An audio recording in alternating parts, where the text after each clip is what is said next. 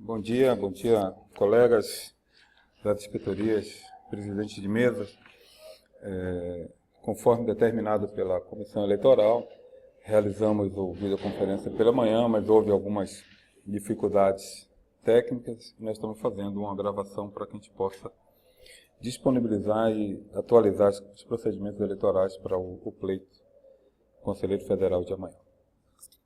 Inicialmente, é importante que cada colega da inspetoria confirme o recebimento de 2 urnas de lona, uma vermelha para os votos normais e uma cinza que será utilizada para voto separado quando for o caso.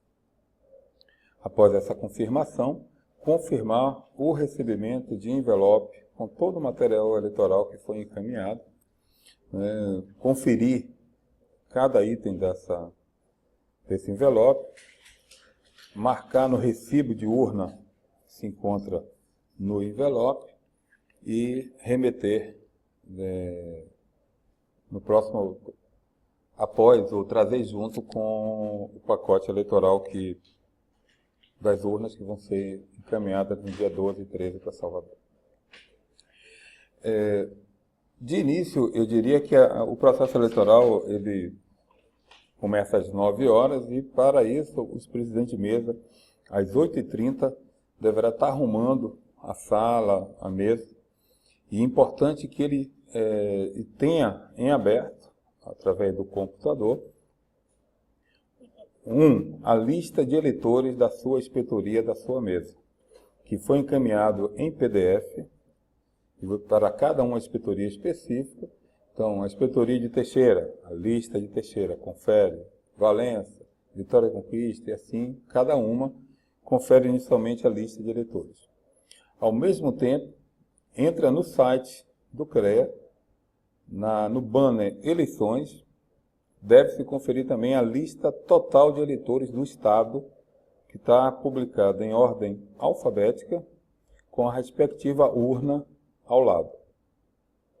Da mesma maneira, às 8h30, deixa instalado o CITAC, o sistema de cadastro, para possíveis verificações. Feito isso, arruma-se a mesa eleitoral com os formulários específicos, seria o caderno de votação, a lista de voto em separado, as cédulas para iniciar o processo.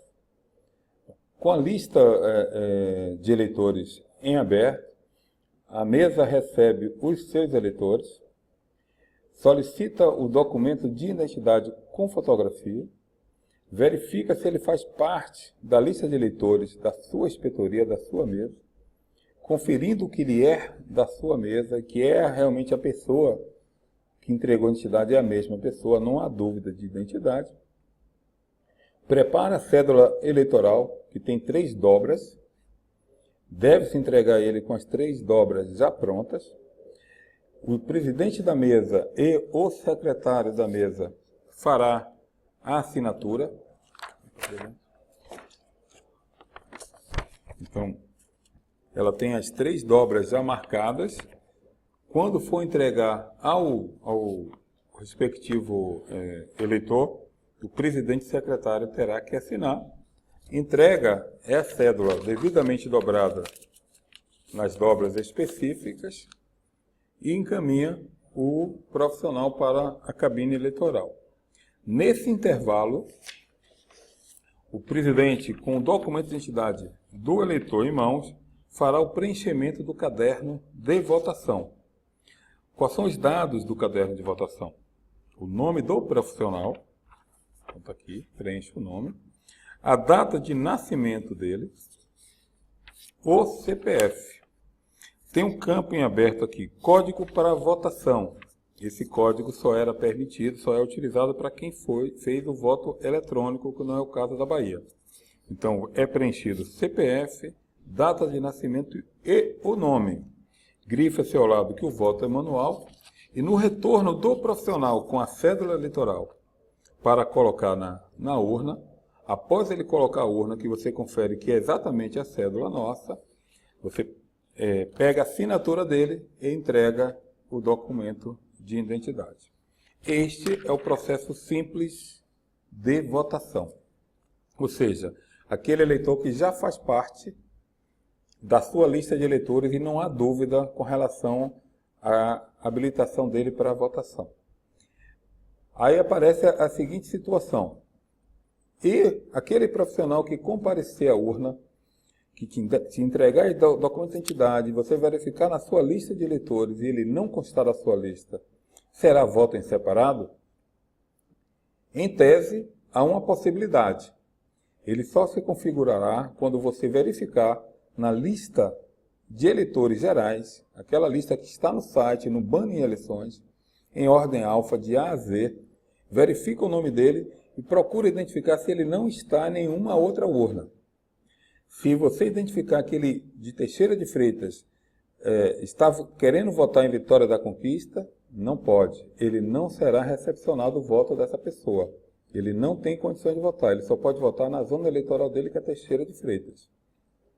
Caso ele não seja, não conste da sua lista e também não conste da lista geral, né, cabe à mesa verificar a situação cadastral, verificar onde ele reside, se está em dia com a anuidade.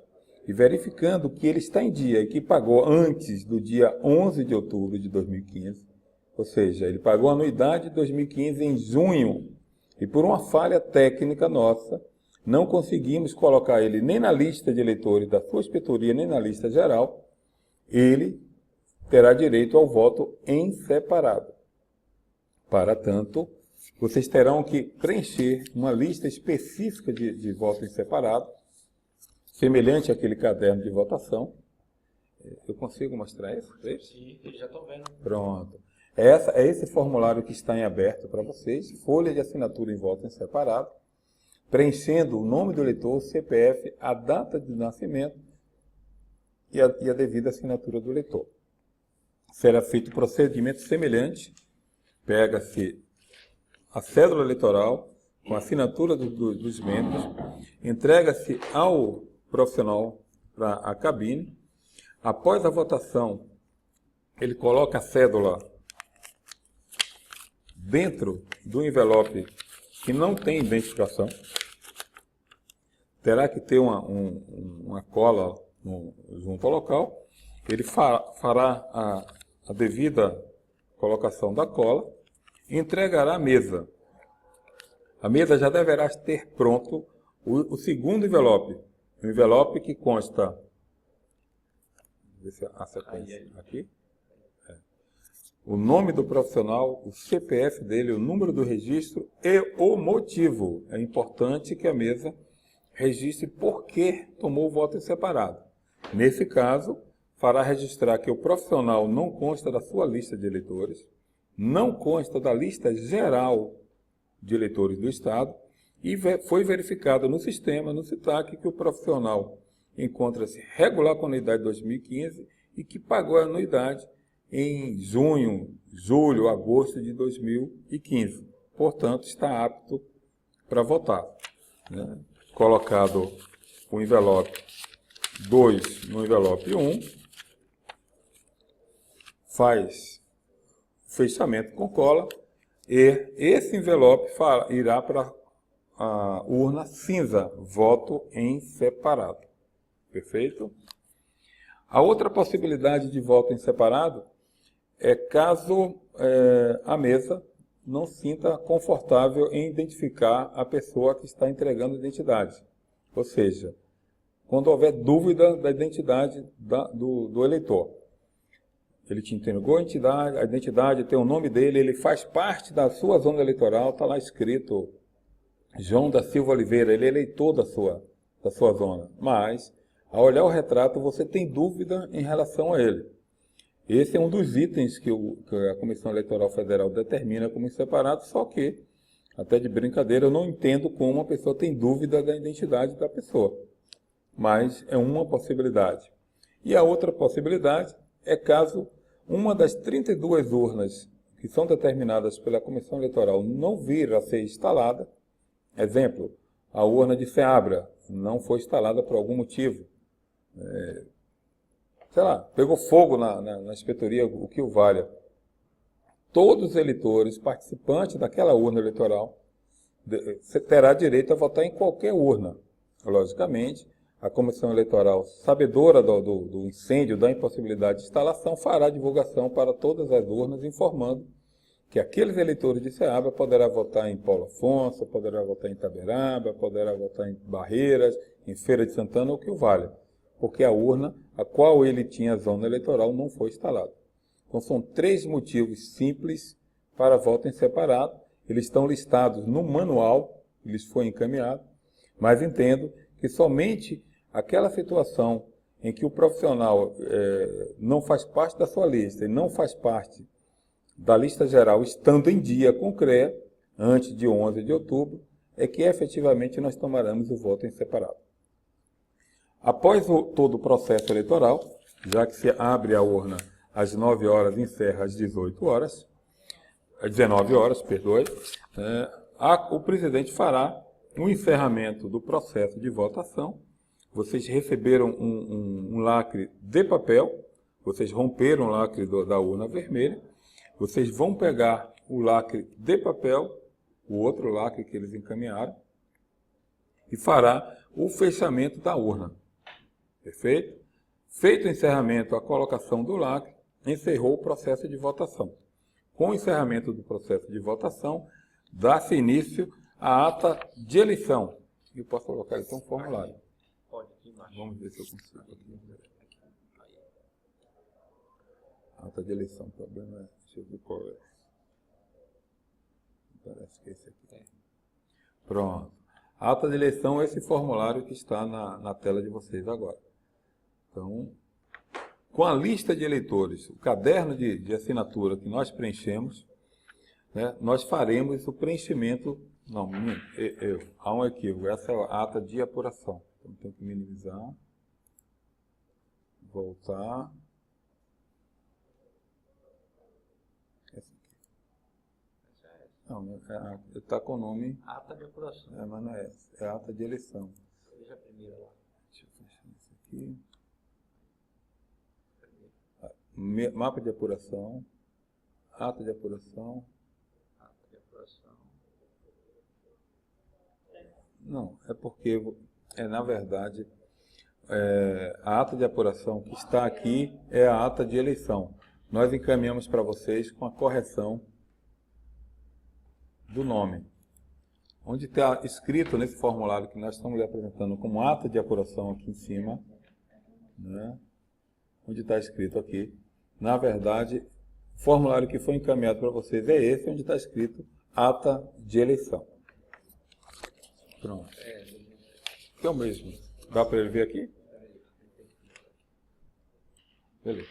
Então, ata de eleição. Esse é o formulário que deve ser preenchido no encerramento da votação. Encerrou-se a votação, coloca-se, mais uma vez, aí aqui, né? Coloca-se o lacre de papel, fechando a urna. Fechou a urna, não tem mais condições de ter voto. Inicia-se agora o processo de ata de eleição, que é esse formulário que vocês têm na tela, que eu tenho aqui em mãos. Esse formulário tem por base o caderno de votação. Primeiro item, total de eleitores inscritos na mesa.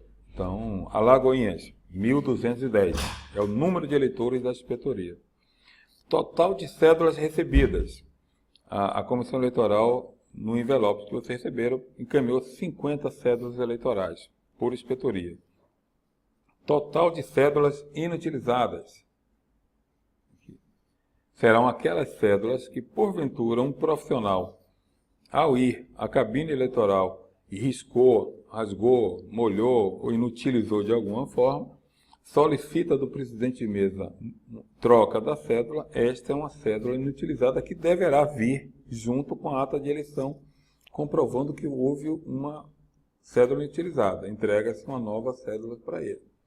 Cédula inutilizada, item 4. Logicamente, são aquelas cédulas em branco onde não houve uso por nenhum profissional.